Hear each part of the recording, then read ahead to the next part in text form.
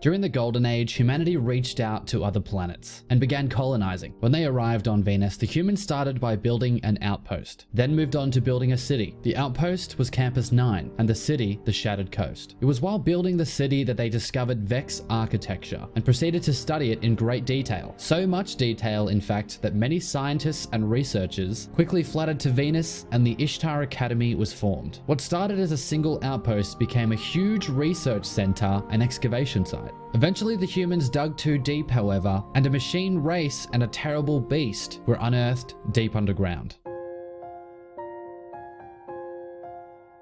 The Shattered Coast was humanity's and the dev team's first attempt at a city on Venus. The team was heavily inspired by an early movie poster for the 2010 film Inception, a city on a beach falling and crumbling. It set a nice stage for them to build ideas around. Striking similarities can be seen between the poster and Shattered Coast concept art. Sometimes the multiplayer team would come to the world art team and ask if they have any cool spaces that might work as PvP maps. This street has roots that led to the creation of the multiplayer map Asylum. The statue outside the Ishtar Academy might have been the god Ishtar herself, according to Blake Lowe, the lead environment artist for Venus. Maybe not. It is very reminiscent, however, of Athena, the Greek goddess of wisdom, craft, and war. The horseshoe-shaped object in her hand is made up of two parts: a double helix of DNA molecules on one side, and on the other, either an olive branch or laurel wreath. A laurel symbolized victory in ancient Greek times, while in Greek mythology, the olive tree was Athena's gift to the Athenians. The two are extremely similar in appearance and both seem to be applicable to a god of both wisdom and war. This is the decaying lobby entrance to the Academy. Molten magma and sulfur have led to tectonic shifting, which led to the sinkholes all over Venus. Hence the Ishtar Sink. Thus, new lava flows are formed where previously there were none. This is all part of the theme Nature Ascended Over Man, something found on all the planets in Destiny's universe. The library was built to remind the researchers of Earth, and it was decided early on that it would be a hook spot for the story. The room was changed a lot until it felt like it fit the tone of that famous cutscene. The story team asked for a big empty space so the characters could walk around and have some dialogue, while the gameplay, on the other hand, needed lots of cover for combat. Finding that balance was the hardest aspect of the entire room for the developers.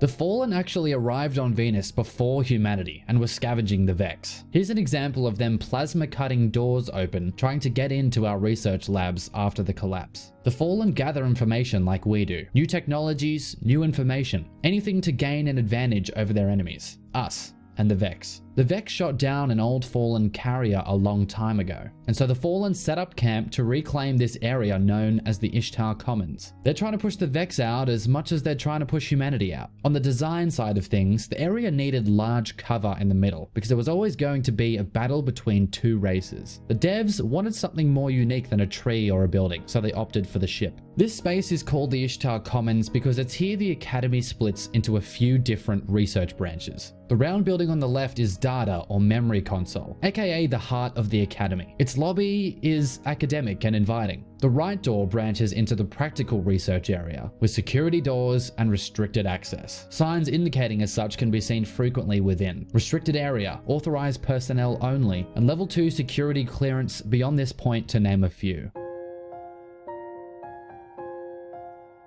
The Fallen ultimately hid and set up camp in Winter's Lair. They chose to land their catch in this caldera. A caldera is a geological term. It's a large crater-like depression in the ground that's formed after a volcano erupts. This catch discovery moment is reminiscent of the cave with One-Eyed Willie's pirate ship from the 1985 classic The Goonies. The aesthetic on the outside of the catch is inspired by pirate ships, as the Fallen themselves are pirates. The inspiration for the interior of the catch was submarines. The team wanted it to feel claustrophobic, small spaces and compound shapes buffering into each other. At the heart of the catch is a mounted servitor. He's an information data point. He sends his servitors out to gather intel, and that intel is stored here, like a live data center. These screens are actually 3D tactical interfaces, specifically designed for creatures with 4 arms.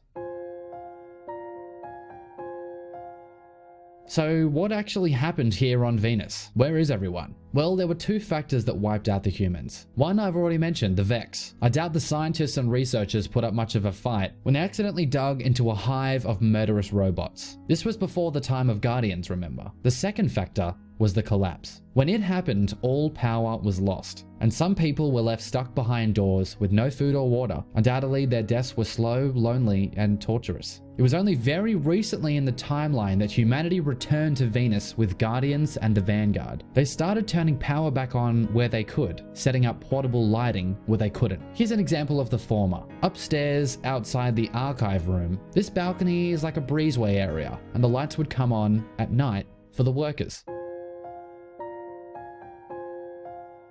The team working on Venus primarily was extremely small, consisting of only 3 people. Specialists would come in occasionally and help with very specific areas. One example of that is with the vegetation. When first designing the plant life on Venus, the team looked to the Amazon rainforest for inspiration. They found alien-looking plants that they liked and went about designing their own versions. They added some early versions to the world, but they weren't very happy with them. Until senior design artist Steven Klipowitz came in and redid almost all of the foliage and vegetation.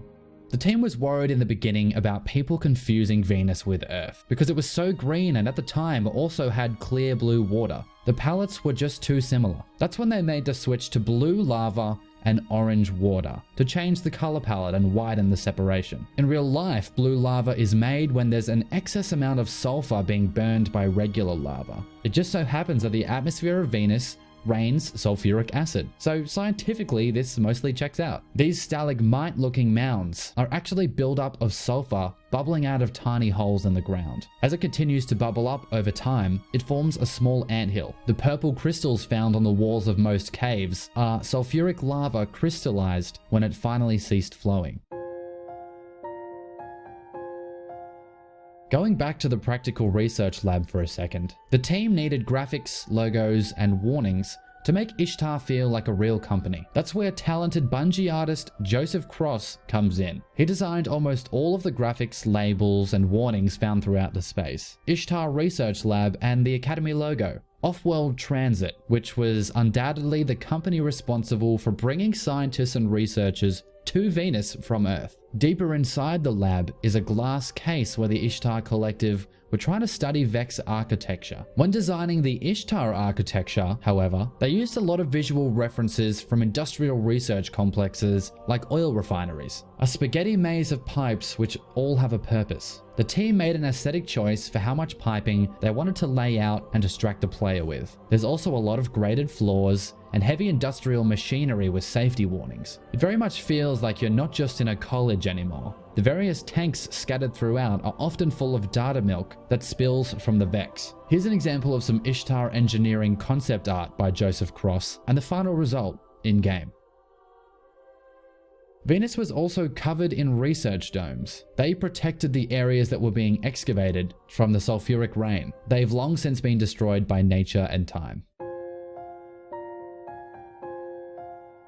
When the team was first trying to design Vex architecture, they were putting tech parts inside rock and aging it. It was during that process that the then art director, Christopher Barrett, said in an offhand comment, "Make it look like it was underwater, slowly worn away over time, but not broken with a hammer." This is what they stuck with in the end. They also wanted Vex architecture to feel impossible. You're supposed to question what kind of elements it's made of. How can a tiny leg hold up a giant structure? What technology do the Vex possess that we do not? These 3 buildings in Cologne, Germany were heavy inspiration for that exact feel. Built like old wharf cranes with only one supporting leg. The Citadel is interesting because one half of the space is on the ashen lava side of the map, and it meets up with the greener foliage-strewn side closer to the water and the cliffs, hence the increase in vegetation on that side of the map. This golden pad is a laser grid base plate, similar to that of the Vault of Glass. The idea was that it would fire a laser towards the space and open it up. They continued the theme of travel between space with the round gates found throughout the rest of the planet. Thank you for watching until the end. Consider leaving a like if you enjoyed the video. A lot of time and effort went into this one. Also, it would definitely motivate me to continue this series. Also, if you did enjoy this style of video, don't forget to check out the Top 10 Facts Dreadnought video and the Top 10 Facts Cosmodrome video, both of which are equally as good as this video. I'm the Jez, God bless, appreciate ya, and I'm out.